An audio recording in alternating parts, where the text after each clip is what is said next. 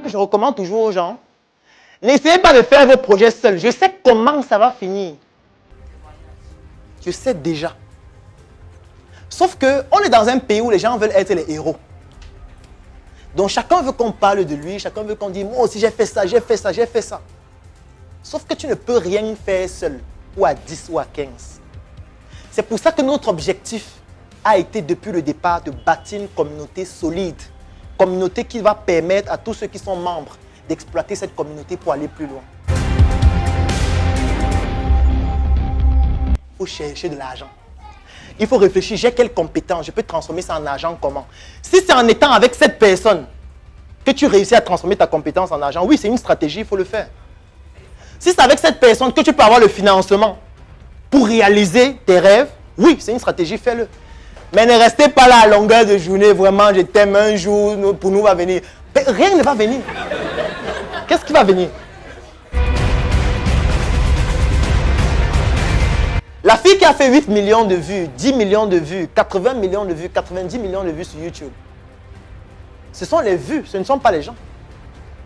On ne peut pas venir dire que bon, sur les 90 millions là, il y a tel, il y a tel, il y a tel, il y a tel. Il n'y a que YouTube qui peut le savoir. Et YouTube ne rend pas accessible ces informations à n'importe qui.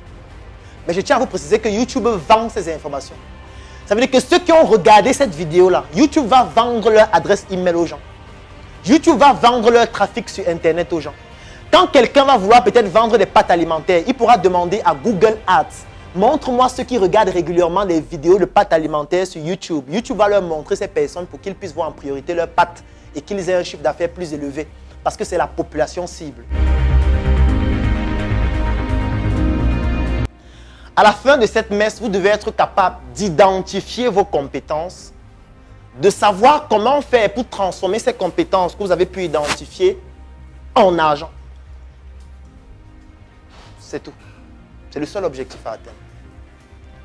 Identifier les compétences que vous avez et transformer ces compétences-là en argent. Tout ce qu'on va voir, c'est le process par lequel on réussit déjà par identifier ces compétences et le process par lequel on transforme les compétences qu'on a pu identifier en argent. Donc, tu peux avoir de l'argent, mais tu n'as pas la compétence qui te permet de sélectionner ce qui correspond à ta morphologie. Et c'est une compétence qu'on peut vendre à ceux qui ont de l'argent et qui ne savent pas le faire. Ce n'est pas pour rien qu'il y a des conseillers vestimentaires qui te disent que bon, toi, voilà le type de vêtements que tu dois porter en fonction du travail que tu fais. Voilà le type de couleur que tu dois porter par rapport aux valeurs que tu veux transmettre dans ton travail ou par rapport au rendez-vous que tu as. C'est un talent. J'aime souvent dire, votre argent en réalité, il est dans la tête. C'est maintenant à vous de trouver comment faire pour transformer cet argent qui est dans la tête en monnaie fiduciaire que vous pouvez mettre dans votre poche et acheter un produit ou un service. Ou alors transférer ça dans votre compte bancaire. Sauf que pour cela, il faut une compétence. Si vous n'avez pas de compétence ou si vous ne prenez même pas conscience de la valeur que vous avez, c'est clair qu'à un moment donné, vous ne sauriez pas comment procéder.